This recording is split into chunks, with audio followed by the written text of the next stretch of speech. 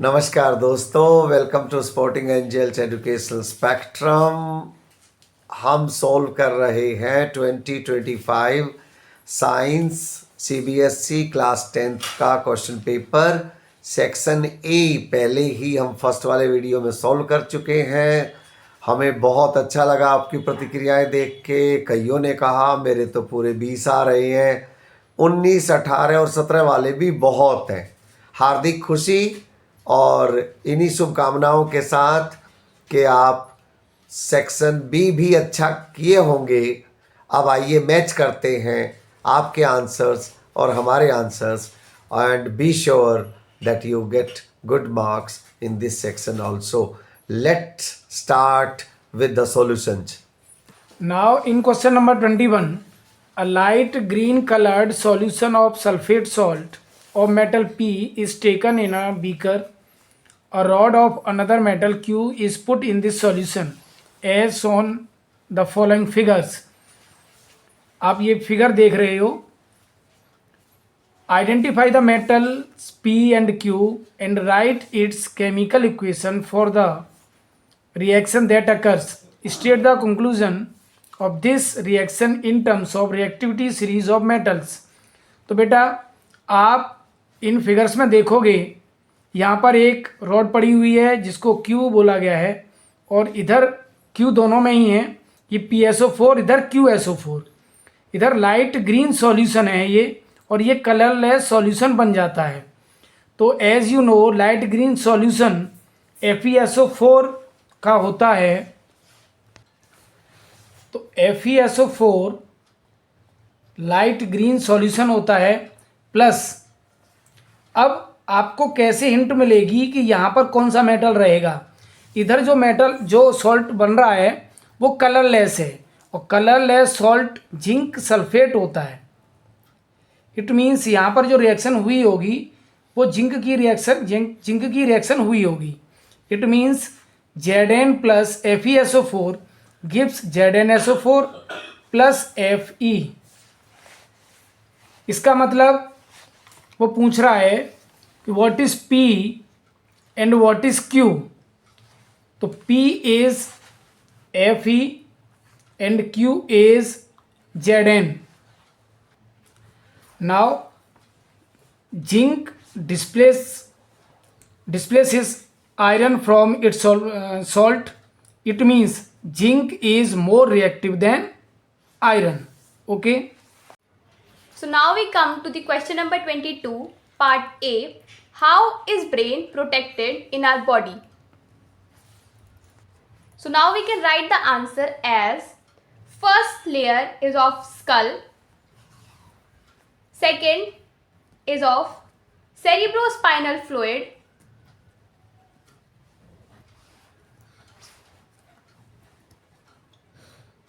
and third protective layer of our brain is meninges. Now we come to the next part. A doctor finds in one of his patients that he is not maintaining a proper posture and balance of his body. State the region of brain and also the part of brain which is responsible for it. So the region of brain which maintains a proper posture and balance of our body is the cerebellum, and the part of brain which is responsible for it is our hindbrain. Now question number 23, part A. The statement is proteins control the expression of various characters. Explain this statement by taking an example of tallness as a characteristic in plants. So now I can write the answer as proteins like enzymes control traits by regulating gene expression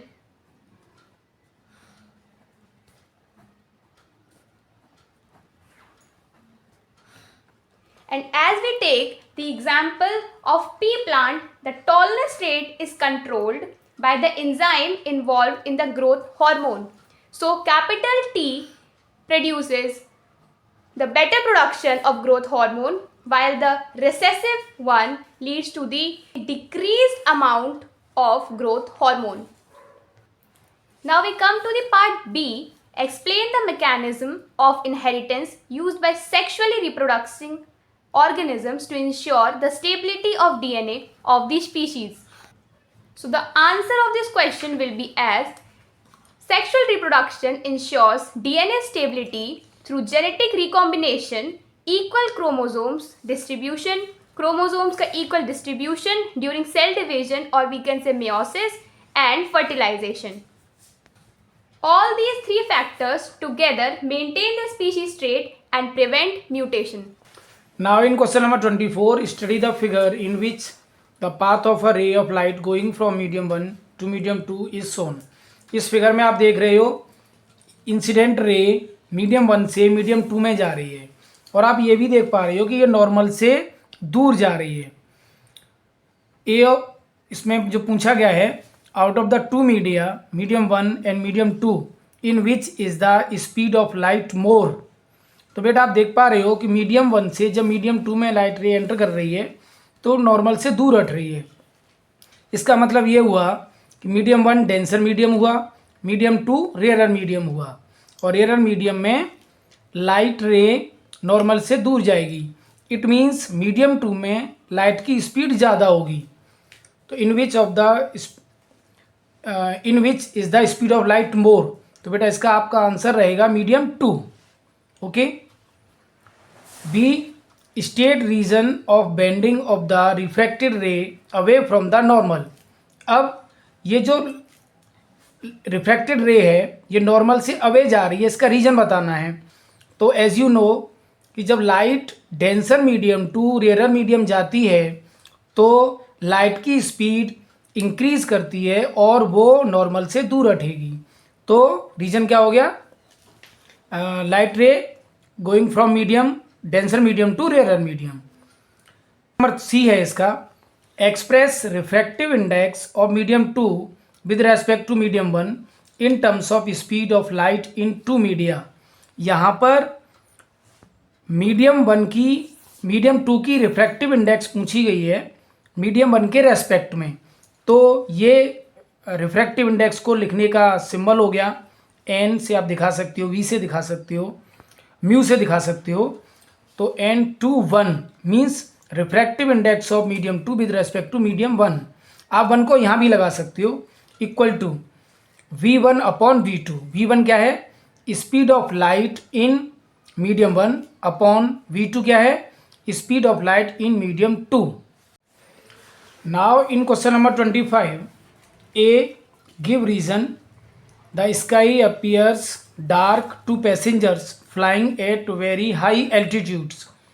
तो बेटा आपको पता है कि बहुत ज़्यादा ऊंचे जाने पर वहाँ पर एटमॉस्फेयर नहीं है और जब एटमॉस्फेयर नहीं होगा तो एटमॉस्फेरिक रिफ्रैक्शन नहीं होगा. और जैसे कि आप जानते हो एटमॉस्फेरिक रिफ्रैक्शन में जो सन की लाइट रेज हैं वो स्कैटर हो जाती हैं. तो जैसा आपने देखा कि क्वेश्चन में जब एटमॉस्फेरिक रिफ्रैक्शन होगा तो वो कुछ इस तरीके से प्रिज्म और वाइट लाइट को 7 कलर्स में और स्प्लिट कर देता है. तो ठीक उसी तरीके से एटमॉस्फेरिक रिफ्रैक्शन होता है. एटमॉस्फेरिक रिफ्रैक्शन में जो ब्लू कलर कंपोनेंट्स हैं जैसे विबग्योर, वायलेट, इंडिगो, ब्लू, ये कलर स्कैटर हो जाते हैं और जो स्काई है वो हमें ब्लू दिखाई देने लगता है. लेकिन क्योंकि वहाँ पर एटमॉस्फेयर नहीं है तो वहाँ पर इस तरीके का कोई फिनोमेना नहीं होता है, इसलिए हमें जो स्काई है वो डार्क दिखाई देता है.